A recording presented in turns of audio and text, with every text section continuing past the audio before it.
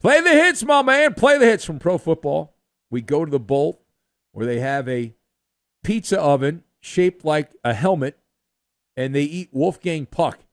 It's almost like they've won a bunch. They haven't.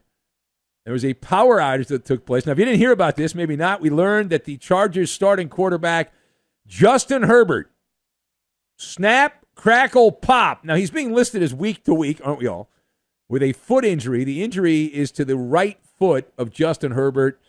The Chargers are saying it's not that big a deal, but he's going to be in a booty. And when you're in a booty, and we're not talking about booty, you're in a booty, that's a problem. So he's going to have a boot for the next couple of weeks at least. And then they say that he will eventually slowly return. They'll slowly ramp up his return. Now, despite the injury, the Chargers are hopeful. That's a weasel term.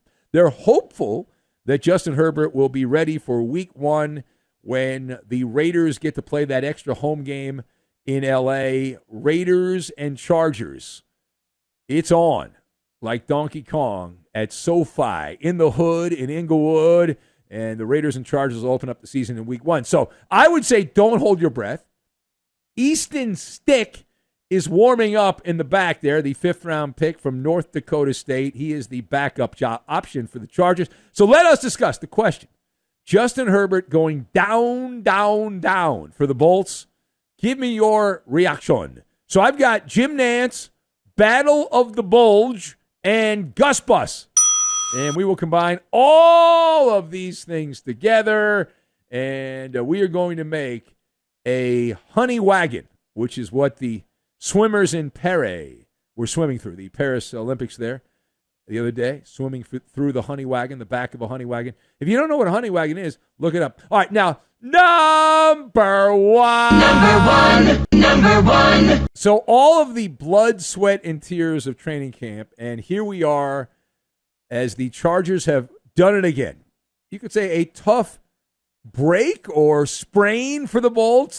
They know a thing or two about injuries. The Chargers, I believe, are gussing up the status, pouring sugar on top. This is a box-checking exercise for us. It's a box-checking exercise because you can now mark the box that a starting quarterback has been dinged up prior to the start of the regular season. And Jim Nantz can remind you that it is a tradition unlike any other. For Justin Herbert, it stinks. It's El Stinko. However, he will be back at some point, right? And I'll be Benny Brightside, right? There is a silver lining here. And what is the silver lining? If you're Justin Herbert, you want to check the back pocket. Now, the reason you want to check the back pocket is because right there's a Monopoly card. If you take the Monopoly card out, yeah, that's it. Take it out. And then you look at the Monopoly card. Okay, it's a get-out-of-jail-free card. So you've got that, right? And so Herbert has freedom because if he goes out there and stinks, poops the bed, he can just pull out of his back pocket the Monopoly card and say, I was hurt. Missed most of camp. Sorry. That's what happened. Yeah, it's not my fault. Shrug his shoulders. If he plays well, it's like, oh, what a gladiator. He overcame an amazing setback, and he played great football. So he has an alibi if he sucks. That's what I'm saying. Now, page 2 here, staying with the same theme with the Chargers. Where does this injury to Justin Herbert leave Jim Harbaugh in his first season back in the NFL with the Chargers? So after a minutes-long analysis of what's going on with the Chargers, it's not being stuck in a pickle jar.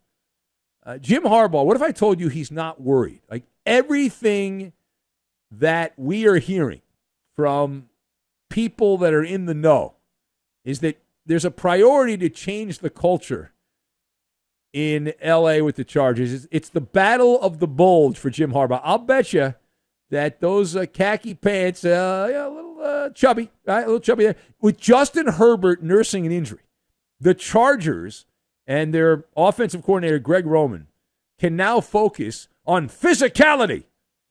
Now, backup, we mentioned the backup, Easton Stick, who is more than capable, not of throwing 3 touchdown passes a game. That's not going to happen. But he can certainly take 3 steps back and turn to his right or his left and hand the ball off.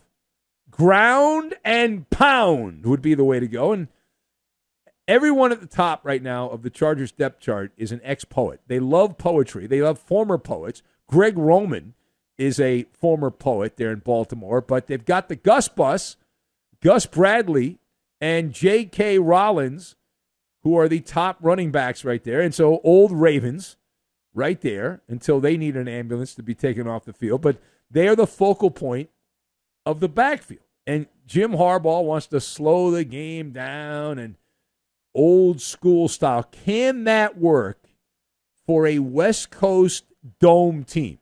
It works in the Northeast. It works in the Midwest for outdoor cold weather teams.